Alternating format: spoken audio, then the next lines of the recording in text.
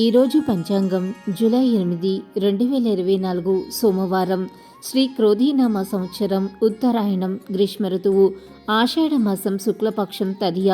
తెల్లవారితే 5 గంటల 20 నిమిషాల తదుపరి చవితి, పుష్యమి ఉదయం 6 గంటల 12 నిమిషాల తదుపరి ఆశ్లేష, వర్జం రాత్రి 7 గంటల 53 నిమిషాల నుంచి 9 గంటల 36 నిమిషాల వరకు. అమృత గడియలు ఉదయం 6 గంటల 9 నిమిషాల నుంచి 7 గంటల 51 నిమిషాల వరకు.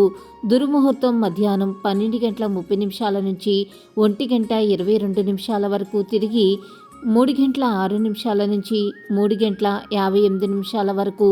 రాహుకాలం ఉదయం 7 గంటల 30 నిమిషాల నుంచి 9 గంటల వరకు. సూర్యోదయం ఉదయం 5 గంటల 35 నిమిషాలకు.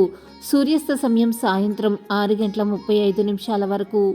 జూలై 8, 2024 సోమవారం. రాశి ఫలాలు. ద్వాదశ రాశుల వారికి ఏ విధంగా ఉండబోతుందో ఈరోజు వీడియోలో మనం తెలుసుకుందాం. ముందుగా మొదటిది మేషరాశి. మేషరాశి వారికి శుభకాలం నడుస్తుంది. ఉద్యోగంలో చక్కటి శుభ ఫలితాలు ఉంటాయి. వ్యాపారంలో ఉన్నత స్థితికి చేరుతారు. బుద్ధిబలం విశేషంగా పనిచేస్తుంది. తల్లి తరపు బంధువుల నుంచి ఒక మేలు జరుగుతుంది. గోసేవ చేయటం వల్ల మరిన్ని శుభ ఫలితాలను పొందుతారు. తదుపరి వృషభ రాశి. వృషభ రాశి వారు మంచి ఆలోచన విధానంతో అనుకున్నది సాధిస్తారు. నూతన కార్యక్రమాలను చేపడతారు. మీ కీర్తి ప్రతిష్టలు మరింత పెరుగుతాయి.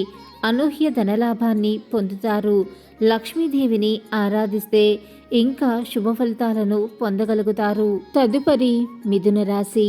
మిథున రాశి వారు పట్టు వదలకుండా పనిచేసి అనుకున్నది సాధిస్తారు.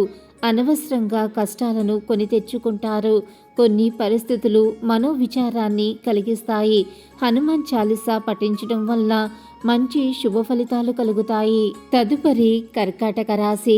కర్కాటక రాశి వారి యొక్క ఆత్మవిశ్వాసం మిమ్మల్ని ముందుకు నడిపిస్తుంది.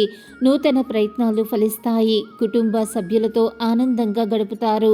ఒక వార్త మీ మనోబలాన్ని మరింత పెంచుతుంది. మీ స్వధర్మం మిమ్మల్ని కాపాడుతుంది. లక్ష్మీదేవి యొక్క సందర్శనం ఉత్తమ ఫలితాన్ని ఇస్తుంది. తదుపరి సింహరాశి. సింహరాశి వారు కీలక విషయాలలో ఆచితూచి వ్యవహరించాలి. మీ కీర్తి ప్రతిష్టలు మరింత పెరుగుతాయి. బంధుమిత్రులతో కలిసి కొన్ని ముఖ్యమైన నిర్ణయాలను తీసుకుని భవిష్యత్తు ప్రణాళికను వేస్తారు. హనుమాన్ చాలీసా పఠిస్తే గొప్ప ఫలితాలను పొందుతారు. తదుపరి కన్యరాశి. కన్యరాశి వారికి అనుకూల సమయం. తోటివారి సహకారాలు అందుకుంటారు. మీ బుద్ధి బలంతో కీలక సమస్యలను పరిష్కరించి అందరి మన్నలను పొందుతారు. ప్రయాణాలు ఫలిస్తాయి. గణపతి ఆరాధన చేస్తే చాలా మంచిది. తదుపరి తులారాశి. తులారాశి వారు సంతృప్తికర ఫలితాలను రాబట్టడానికి ఇది సరైన సమయం. చేపట్టిన పనులలో పురోగతి ఉంటుంది. మానసికంగా దృఢంగా ఉంటారు. సౌభాగ్య సిద్ధి ఉంది. ఇష్ట దేవతా స్తోత్రము పఠించడం చాలా మంచిది. తదుపరి వృశ్చిక రాశి. వృశ్చిక రాశి వారు తలపెట్టిన కార్యాలు విజయవంతంగా పూర్తవుతాయి. శత్రువులపై నైతిక విజయాన్ని సాధిస్తారు. ఒక శుభవార్త మీ ఇంట ఆనందాన్ని నింపుతుంది. శని ధ్యానం చేయటం వల్ల మంచి ఫలితాలను పొందుతారు. తదుపరి ధనుసు రాశి. ధనుసు రాశి వారికి మిశ్రమ కాలం. ఉత్సాహంగా పనిచేయాలి. గొప్ప సంకల్ప బలంతో తలపెట్టిన పనులను పూర్తి చేస్తారు. ప్రయాణాలలో ఆటంకాలు ఉంటాయి. శ్రీ వెంకటేశ్వర స్వామి సందర్శనం మంచి ఫలితాన్ని ఇస్తుంది. తదుపరి మకర రాశి. మకర రాశి వారికి శ్రమకు తగ్గ ఫలితం లభిస్తుంది.